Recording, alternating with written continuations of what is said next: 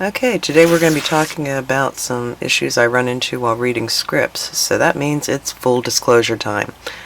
I am not only a festival director, but I have been a judge for screenwriting contests in the past. I am also a screenwriter myself, and learned the hard way what to do and not do while writing scripts for festivals and for presenting to producers. That being said, let's move on and talk about one of the biggest problems that I've seen over the years when it comes to screenplays. There's an awful lot of screenwriting programs and software out there floating around. Some of them are free, others you pay a lot of money for. They are helpful when it comes to formatting, but they cannot tell you when to yell, so to speak. And by yelling, I mean using all capital letters for something in your script. Standard script format is really simple once you know the basic rules. I suggest getting either a book on the subject. I usually use the Screenwriter's Bible, but there are other resources online to show you how to format a script properly. There is a lot of conflicting information out there, so I usually recommend that you stick with a very safe and standard format when it comes to entering competitions. One of the first mistakes that I usually see is introducing new characters.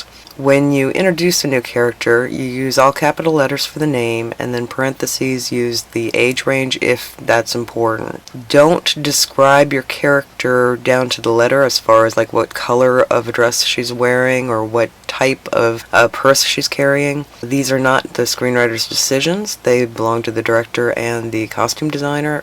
Another thing I see a lot is using name brands. Don't write in that she's wearing shoes from Prada or something like that. Use nice clothing or designer clothing or something like that. The reason for this is simple. The filmmakers themselves might not have the rights to show a Prada logo or something like that, but they might have a deal with another designer. So, don't name designers, don't name specific names or logos. Use nice neutral language. In this example, I'm describing a character who wants to look important but isn't. You can tell by the description that he's not successful but tries to be, with his ill-fitting business suit and how he looks. Now here's where things get fun. When it comes to using all capital letters in a word, there are two places you use it: introducing a character and then a sound effect. In this case, I'm talking about a soft thud, which would be a sound effect that would be added on. Or it could be done in camera, depending on the noise, but that is generally the rule. Sound effects only. Now, what I see all the time, and it drives me crazy, and now that you know the rules, it'll start driving you crazy too. And that is people using all capital letters for nouns, or words that it shouldn't. When I'm looking at a script and I'm seeing a lot of yelling, it tells me right off the bat that it's a new screenwriter. And it also tells me that they don't understand why they're yelling. I'm guessing that they think that things are important, such as the chair and the fact that Angela's sitting, but that's very obvious just from reading over the lines. So keep the yelling to just sound effects. This is an example of what I'm talking about when it comes to just random words that are in caps. It makes it very difficult to read. I'll give you a moment here to look at a few lines and you'll see what I'm talking about.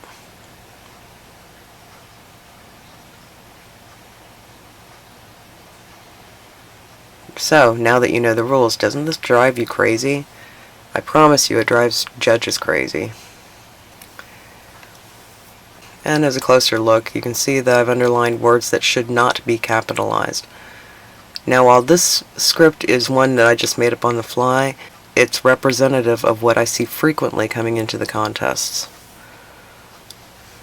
So this is an example of how to use all capital lettering, and that's for the sound effect of the cell phone here.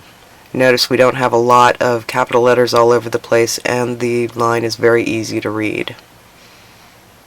You can also use all caps when it comes to something that might happen in cam, such as John falling down, and you hear the loud thud, but it's also something that if the thud doesn't sound right, it can be redone in post using Foley.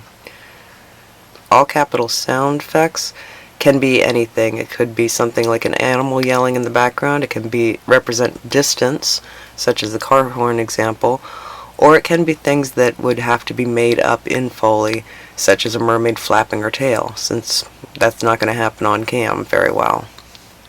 So, understanding the simple rule when it comes to all capital letters in words in a script, you should be able to write a cleaner script, much easier to read, and judges will thank you for it.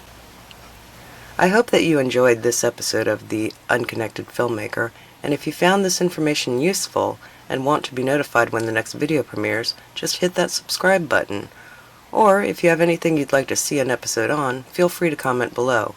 See you next time, and keep those cameras rolling.